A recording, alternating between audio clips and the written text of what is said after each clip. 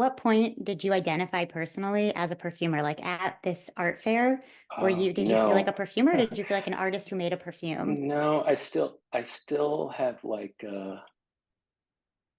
less now. No, I feel like a perfumer, but I still felt like a fraud for a long time. And I I just mean, felt so and yeah. it and it's also partly like my parents are both European, like there's a way of doing things. You don't just like teach yourself. Like so even as an artist, I felt a little bit like I was a fraud, like because I hadn't gone to, I don't know, some intense art school as an undergrad, or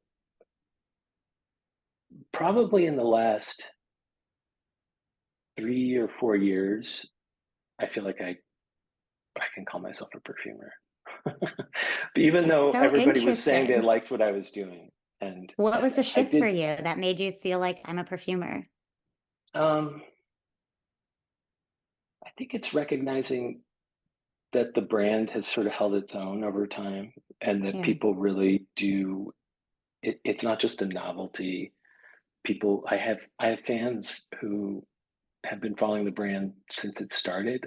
One of my Hmm. buyers, like I remember meeting him at the first Artisan Scent Fair, and like I reach out to him sometimes, ask him his opinion about certain things, and there's several people like that, and that's not. I have to take those people seriously. I have to respect them. So Right. that some of it If they is say you're seeing a that. perfumer, you are Yeah, a perfumer. Yeah, yeah, exactly. yeah, Yeah, I think it's really interesting, the way that you phrased this to me when we were speaking before this interview, and just hearing this whole like story arc of how you got to be where you are today is you phrased it as like you became a perfumer and Fazzotic became Fazzotic in some ways in spite of you. And I think we were talking a little bit before, but it's like the world tells you what you're good at, and it's your choice if you want to like yeah. listen and lean in. So I think it's really interesting that after all these people like calling you a perfumer, you were like, yes, I am. That is Well, me. I was very attached to being an artist, and I had several friends who had gone on to have major, major careers. Hmm. And that didn't quite come together for me. It seemed like it was starting to, and it didn't. And some of that was for personal reasons. And so there was sort of a letting go that I had to do because I had invested Hmm. so much in that path. Right. I mean, I worked with galleries in New York and LA and museums, but like for it to really take off, it involves all these different elements. And I think part of me had to realize that here's this other thing that I'm good at, and it's just as creative. And in some Hmm. ways, it's more rewarding. And now, when I see what the art world has become, especially in the last 10 years with the art fairs, and you're really just selling. I mean, really successful artists sell work to collectors who put it into storage immediately. That's That's very depressing. At least your usually perfume is worn on like, bodies and yeah, engaged with in the world and in conversations. And yeah, yeah. it's art that's wearable. Again, it affects and includes so many more people. And at Right. some point, I was like, why am I trying to make this stuff for the 1% so that I can get warehoused in Singapore?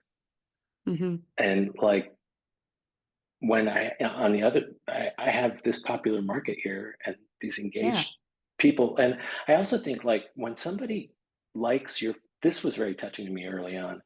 When somebody likes something enough to put it on their skin, Right.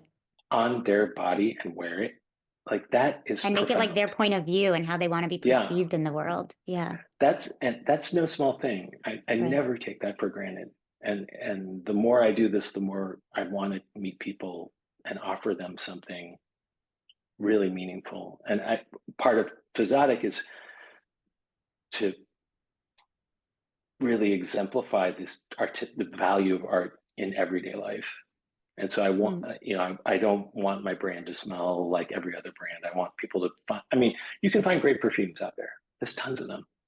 So what can I Hmm. offer that's a little different, like, and I was known early on for doing things that were pretty quirky and trying to just sort of go against the grain and offer something unusual. And um, now I'm sort of a little more interested in making things a little easier, but at the same time, I still wanted to have some inflection point that's new, Hmm. and to find an audience like that. Uh, but I do feel like I'm serving people, and I Yeah. take that really seriously.